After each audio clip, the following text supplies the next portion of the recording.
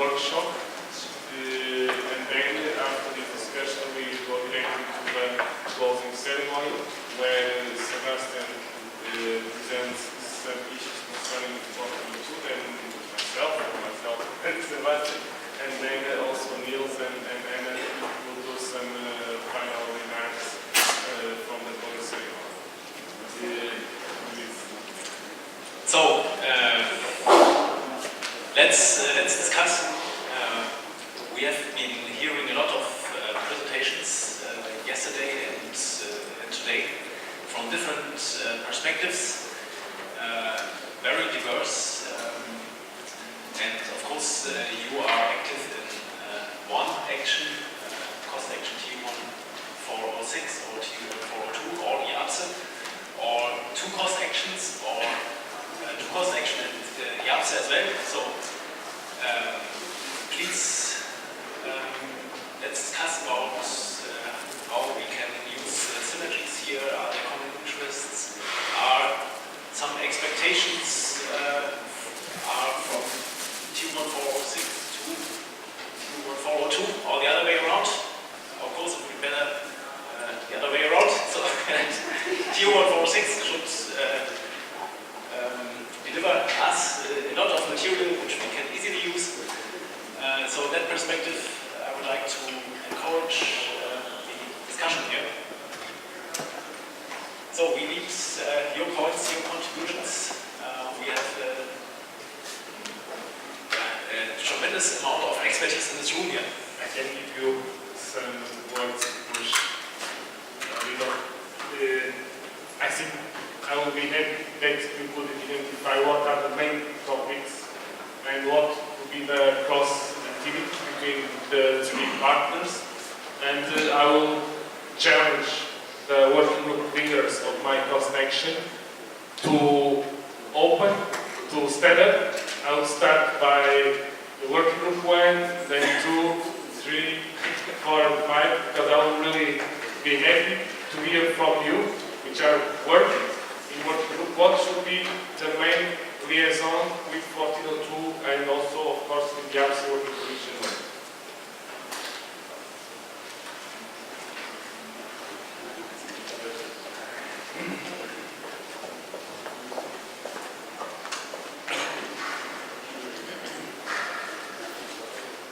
Thank you very much. Yes, I think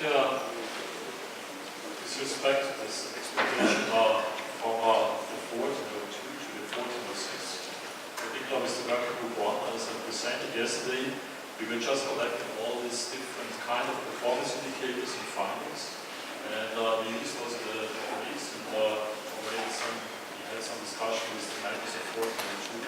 I think we still have, in one of the next steps, we have to define or somehow relate these performance indicators to the monitoring aspects. To say, okay, this particular, in which way can particular performance indicators that we now listen in our database can be assigned to the monitoring concepts. And then this level, I think this is our expectation that we get this information. So our step could be that we provide now the database to the 1402, and then finally they go through again and they define from their side exactly this performance indicators can be covered by monitoring, by which monitoring and in which way. So we would, that of you, would like to have additional information with respect to one. Sure, the additional information we would like to provide and what is T1402 about is the value of the information we are producing by talking about performance indicators, but also especially by talking about SHM-based performance indicators. And what we are after is, thanks.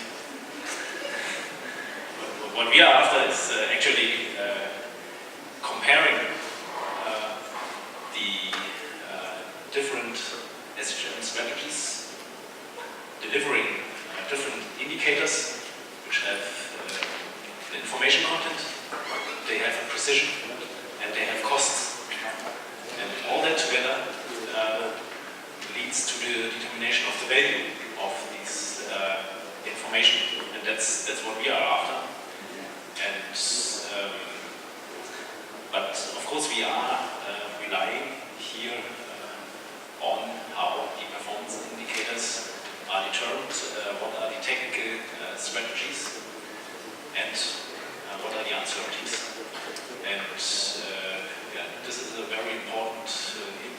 for us.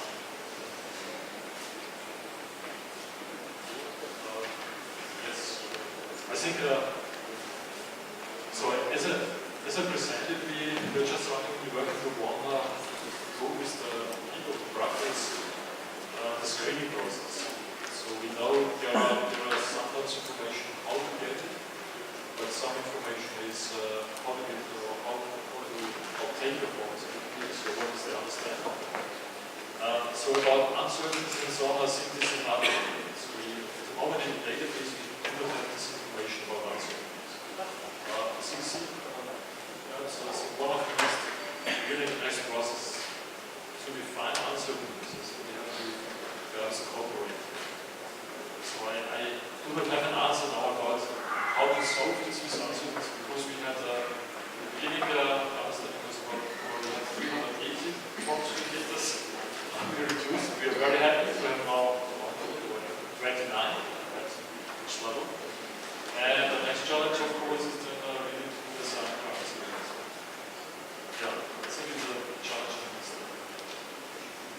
I would like to compliment what I discussed this update some weeks ago, that it is important in our database for each indicator that we identify as indicator can be risk, can be useless, and what procedures should be used to compute this indicator, such as NDT, monitoring, etc. And what is the cost effort to obtain this indicator. I think that the procedures as a technicians, we more or less know how to obtain them. The cost effort is something that also varies a lot from country to country, and it is also, in my opinion, it is, for instance, if you want to compute safety index, it is a company or if it is a Canadian, a company will of course take much more cost for the holder than the Canadian side. So at least important. But I think this is something that is important also for your framework to know the costs related to the computation of each indicator. And it's something that from our side we didn't got, but we will be very happy if we could have some range of costs.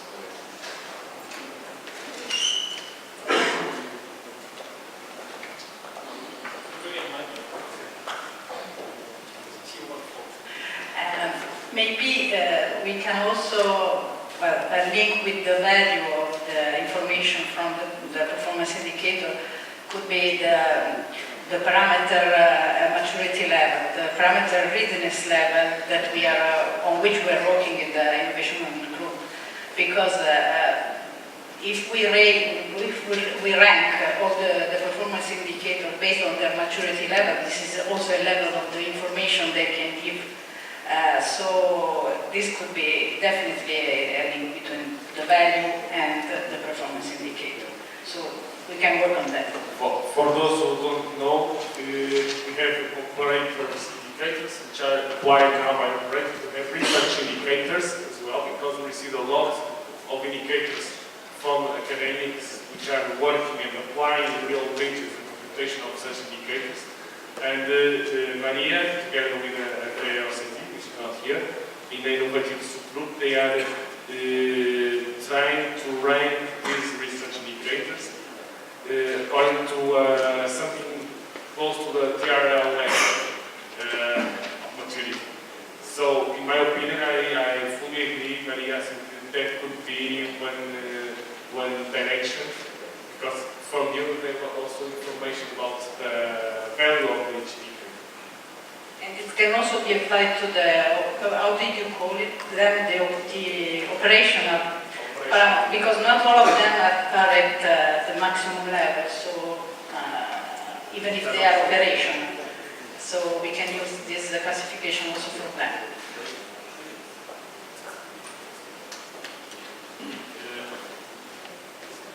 So I think it's now maybe the time that TU 1402 steps forward and asks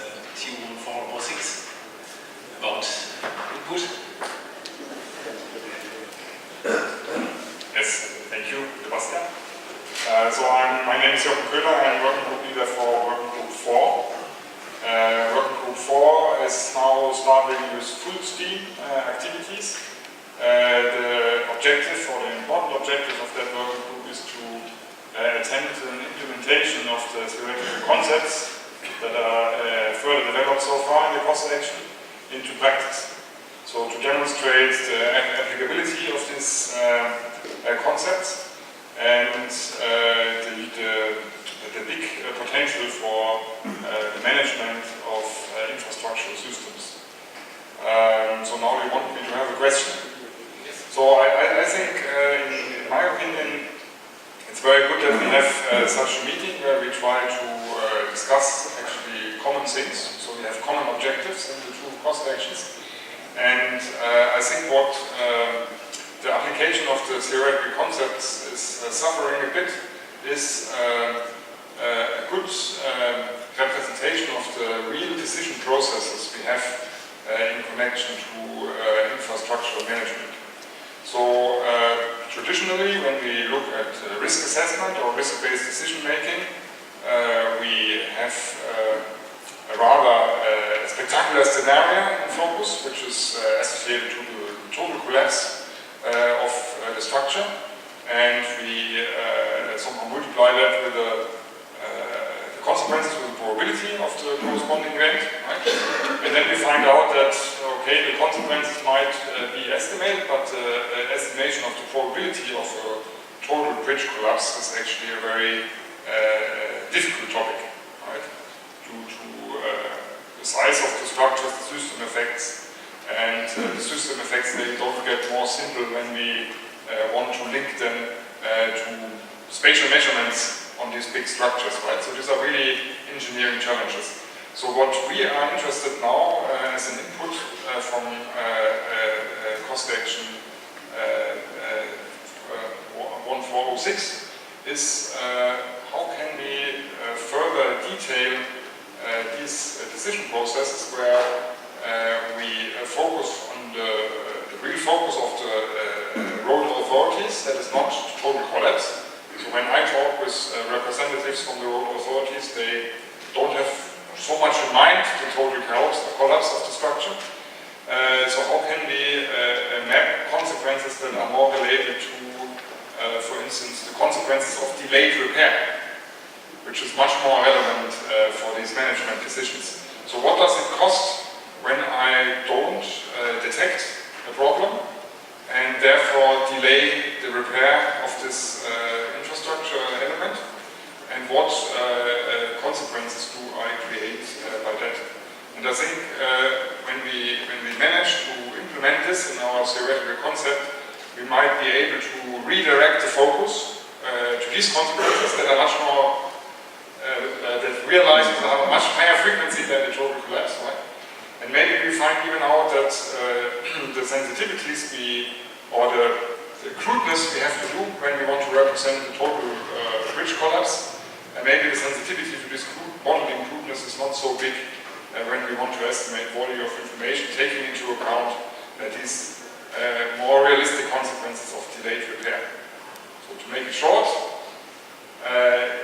could we, for instance, from you, Alfred, get some input from your big work you have done in regard to these indicators, how these measures I just described could be better represented in our framework? Thank you very much. I think this is already somehow some first steps already done on working group 3. So we have this general flow chart of how they use performance indicators, in which way they are used, and how they can be combined, and then also how to come to a decision. So this is already the start of the quality control. I think this is also methodology where you can then address this cost effects, in which way you should behave to do the first strategy or the second strategy. So I think I have the feeling there is a possibility to link it. This is the best part. So I can make it show that I think there is working group 3. Rather, Professor Hadin can a little bit more explain it. I think there was some presentation where they show already this flow chart. And yeah, I think this is the exact model we are looking at this. I think the presentation from Eleni together with Rade and Dani, that was was a step in that direction. Yeah, It's very interesting. Yeah. They already cooperate. This is very interesting. I would also like to ask my vice chair as what would be the main comments from this workshop. Yeah. Yeah. What should be the synergies between the partners? Well, I think that the synergies are already quite clear in looking at our memorandum of understanding, objective of the different actions. And we are looking, well, working out is more general.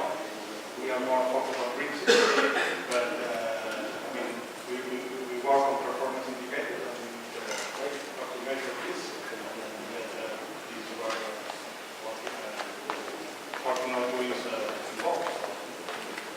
But I think the objectives are clear, and for sure there are interactions that we do, but probably in the workshop things were not very interconnected. You know? I mean, there were more presentations from our side, but we need more, probably in a